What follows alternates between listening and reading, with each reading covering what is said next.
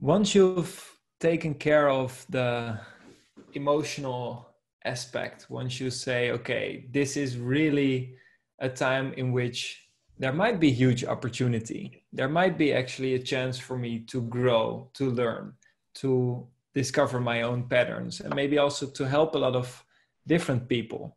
How could daily life look like then? Let's say you're at home most of the time. What can you still do? How can you still help the people around you? Okay, so most people are creatures of habit.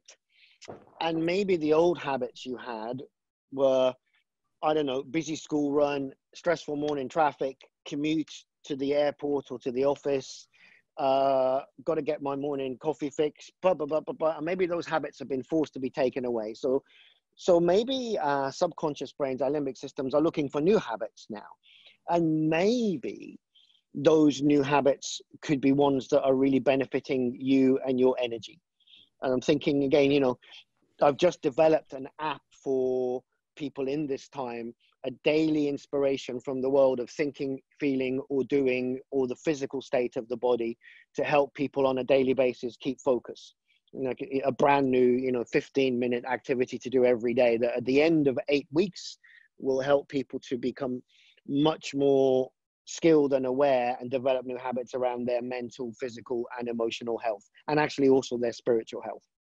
So what I say in that app and what I'm saying now is look at this as an opportunity to start developing some healthier habits. So maybe now, because you don't have to do the school run and the morning rush, maybe now is the time to start that morning walk in the park, or even better, the morning run if you're able to do that. Maybe now is the time to make sure you prioritize that morning smoothie. And instead of the rush, and normally you're up late and the kids and all you get is, you know, a black coffee before you get to work, and then you grab yourself a sandwich on the way. Maybe now you've got the time to say, actually, how long does it take? 5 minutes to put some cucumber and some turmeric and some ginger and some, you know, celery and some spinach and some coconut water and some, you know, wheatgrass and some spirulina and a few other good things, and maybe a banana if you want to sweeten it, into a blender, and have that as my morning. And by the way, that's all beautiful immune system boosting stuff, by the way. And maybe now is the time I can actually develop that as a habit. And very, very quickly in this period, you know, most people are being asked to spend time at home now for, well, for many, it's already been 3 or 4 weeks. And who knows, it could be another 3 or 4 weeks or more. That's enough time to start new habits. Maybe, you know, now is a time to say, I'm going to work and I'm going to do what I can, or I'm going to learn some new stuff. I'm going to buy this particular online course. I'm going to get this app. But it's not just going to be mindless stuff that doesn't teach me anything. This is an opportunity to learn some new skills and new habits. So whenever I go back to normal, whatever that is and whatever it's going to be, I go back with changes. I go back with learning about myself. I go back with growth. I go back with some new habits. And people have the time right now. And then let's talk about relationships. You know, how much have we got time now to be grateful for?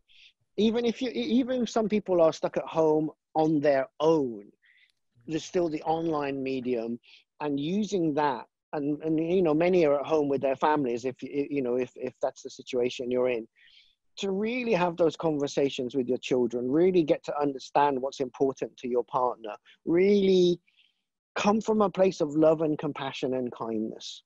Yeah, it's really easy right now for people to be getting on each other's nerves and be finding all the faults that they don't like in others and the irritation to come up.